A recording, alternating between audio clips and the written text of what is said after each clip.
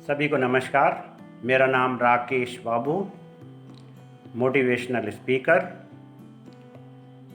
आज की जो वीडियो का टॉपिक है पावर ऑफ डिटर्मिनेशन। इस वीडियो के माध्यम से हम इस power of determination, power of intention या संकल्प शक्ति के बारे में चर्चा करेंगे और यह शक्ति या यह पावर हमें जीवन में आगे बढ़ने में किस तरह से हेल्प करती है, मदद करती है। आज की इस वीडियो में मैं सबसे पहले एक छोटी कहानी प्रस्तुत करना चाहता हूँ। यह कहानी दो फ्रॉक्स की है।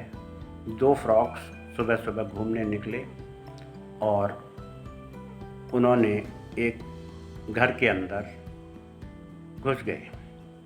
उस घर की महिला सुबह सुबह दही बिलोया करती थी और उसने उस दिन भी एक बड़े बर्तन में दही को पतला करके रखा हुआ था कि वो उसको बिलोएगी। लेकिन वो उसी समय थोड़ी देर के लिए बाहर चली जाती है किसी काम से। इतनी देर में ये दो फ्रॉक्स उसके घर में घुस जाते हैं और इनको क्या होता है कि वो उस बर्तन में छलांग लगा देते हैं। जब ये छलांग लगा देते हैं तब वहाँ पर जो गहराई देख करके इनको तब मालूम पड़ता है कि ये इन्होंने क्या गलत काम किया है और वो उसमें धीरे धीरे नीचे की तरफ जाने लगते हैं और गहराई को अनुभव करने लगते हैं। अब देखिए, परिस्थिति एक दोनों के लिए, लेकिन दोनों की मनस्थिति अलग अलग।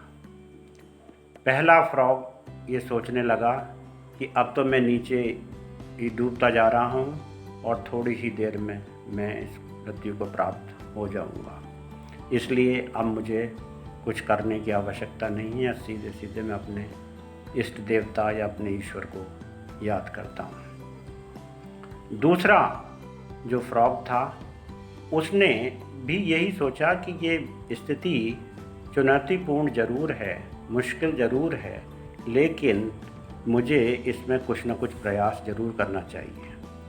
अब वो उसको कोई बेस तो मिल नहीं रही थी, तो छलांग तो लगा नहीं सकता था और बाहर निकलने का कोई रास्ता उसको दिखाई नहीं दे रहा था।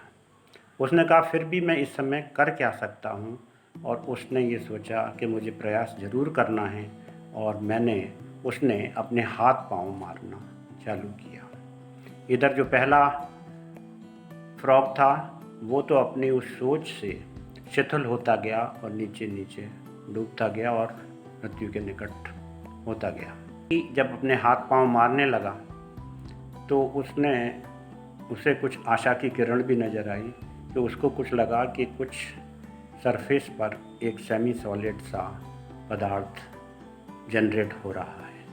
उसने और हाथ पैर मारने शुरू किए और धीमे धीमे उसमें काफ़ी मक्खन निकलने लगा और मक्खन की एक लेयर बन गई और उस लेयर पर उसने अपने आप को पहुंचाया और वहां से उसने अपने आप को एक जंप लगा करके वो उस बर्तन से बाहर हो गया और अपनी जान बचा ली और अपने आप को सुरक्षित कर लिया। मोरल ऑफ द स्टोरी यही है कि परिस्थितियाँ एक, लेकिन अगर मनस्थितियाँ अलग हैं तो परिणाम भी अलग हो सकते हैं। दूसरे जो मर्डक ने अपने पक्के इरादे से और अपने पूर्ण विश्वास के साथ जो अपने प्रयत्न किए, उससे उसको एक अच्छा परिणाम मिला और इसी को डिटर्मिनेशन, संकल्प शक्ति, इच्छा शक्ति आप कुछ भी कह सकते हैं। तो इस कहानी में हमने यह देखा कि परिस्थितियां चुनौतीपूर्ण होने के बावजूद अगर हम अपनी मनःस्थिति को डिटर्मिनेशन के साथ, पूरे पक्के इरादे के साथ अगर प्रयास करते हैं तो हम परिणाम अपने पक्ष में या परिणाम को बदल सकते हैं। अब हम ये जानने की कोशिश करते हैं कि ये डिटर्मिनेशन की प्रोसेस होती क्या है, किस तरह से ये काम करती है। इसके लिए भी हम एक छोटी एग्जाम्पल का सहारा लेते हैं। मान लीजिए आपको एक बड़ा पत्थर को तोड़ना है और ये बड़ा पत्थर ऐसा नहीं है, उसके लिए हम एक हैमर या हथौड़े का इंतज़ाम करते हैं और उसमें पहली चोट मारते हैं, लेकिन पत्थर को कुछ भी नहीं होता। दूसरी बार चोट मारते हैं, फिर भी कुछ नहीं होता। तीसरी बार चोट मार रहे हैं, नहीं हो रहा है। इसी तरह से हम चोट मारते जा रहे हैं, लेकिन वो पत्थर नहीं टूट रहा है। अभी ये चोट मारने का 49th चोट है, लेकिन वो पत्थर नहीं टूटा। आप फिर भी अपने डिटर्मिनेशन के साथ आगे बढ़ते हैं और 50वीं चोट मारते हैं और वो पत्थर टूट जाता है। अब मेरा आपसे प्रश्न ये है, क्या उस पत्थर को सिर्फ 50वीं चोट ने तोड़ा? जी नहीं, वो पत्थर हर चोट पर कमज़ोर हुआ, चाहे वो पहली चोट थी, चाहे वो दूसरी चोट थी, चाहे वो 21वीं चोट थी। सभी चोटों ने उसको कमज़ोर किया और फाइनली 50वीं चोट ने उसको तो रख दिया, जो कि हमारा लक्ष्य था। तो अगर हम बिना विचलित हुए और निडर होकर अपने उस रास्ते पर चलते रहते हैं और अपनी एक एक कदम हमको अपने उस लक्ष्य की तरफ ले करके जा रहा है, जैसा कि इस पत्थर की एग्जाम्पल में है कि वो एक एक चोट हमें अपने लक्ष्य के करीब पहुंचा रहा है। इसी तरह हमारा जो प्रयास, जो डिटर्मिनेशन का जो प्रयास है, उसका एक एक कदम हमें लक्ष्य की ओर ले जाता है।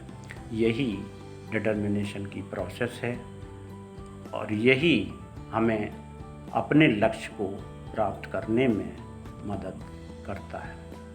अभी आपका प्रश्न ये होगा कि ये जो विचलित न हुआ जाए रास्ते पर, क्योंकि हर स्टेज पर परिस्थितियाँ इतनी चुनौतीपूर्ण हैं कि हर स्टेज पर आपको एक डर सा लगता है और वो आप अपने लक्ष्य को छोड़ने के लिए विवश होने लगते हैं। तो ये स्थिति ना आए और हम अपने प्रयास के उसमें विचलित ना हो, उसके लिए भी जो 2-3 तरीके हैं वो उसकी चर्चा हम अगले वीडियो में करेंगे।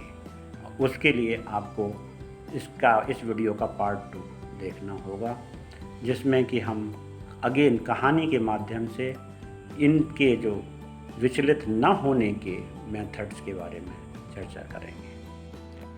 आज की इस वीडियो का सार है, हमें अपने जीवन पथ पर अपने लक्ष्य प्राप्ति की दिशा में निडर होकर बिना विचलित हुए पूर्ण आत्मविश्वास और पक्के इरादे के साथ आगे बढ़ना चाहिए। इस रेफरेंस में मुझे अपने स्कूल की याद आ रही है, जब क्लास 2 की हिंदी की एक टेक्स्ट बुक में एक कविता ने मुझे काफ़ी प्रभावित किया था। यह कविता श्री द्वारका प्रसाद महेश्वरी द्वारा रचित है। वीर तुम बढ़े चलो, धीर तुम बढ़े चलो, वीर तुम बढ़े चलो, धीर तुम बढ़े चलो, सामने पहाड़ हो, सिंह की दहाड़ हो, तुम निडर डरो नहीं, तुम निडर डटो वहीं, तुम निडर डरो नहीं, तुम निडर डटो वहीं, वीर तुम बढ़े चलो, धीर तुम बढ़े चलो, प्रातः हो कि रात हो, संग हो न साथ हो, सूर्य से बढ़े चलो, चंद्र से बढ़े चलो, धीर तुम बढ़े चलो, वीर तुम बढ़े चलो। कवि का आशय अपने जीवन में हमें निडर होकर बिना विचलित हुए पूर्ण विश्वास के साथ आगे बढ़ना है। यही पावर ऑफ डिटर्मिनेशन है। आज की इस वीडियो के संदर्भ में अगर आपका कोई सुझाव कोई सवाल, कोई संवाद है तो मेरा आपसे अनुरोध रहेगा कि आप कमेंट सेक्शन में ज़रूर पोस्ट करें और इसके साथ ही इस चैनल को ज़रूर सब्सक्राइब करें जिससे कि आपको समय पर नोटिफिकेशन मिल सके। बहुत बहुत धन्यवाद।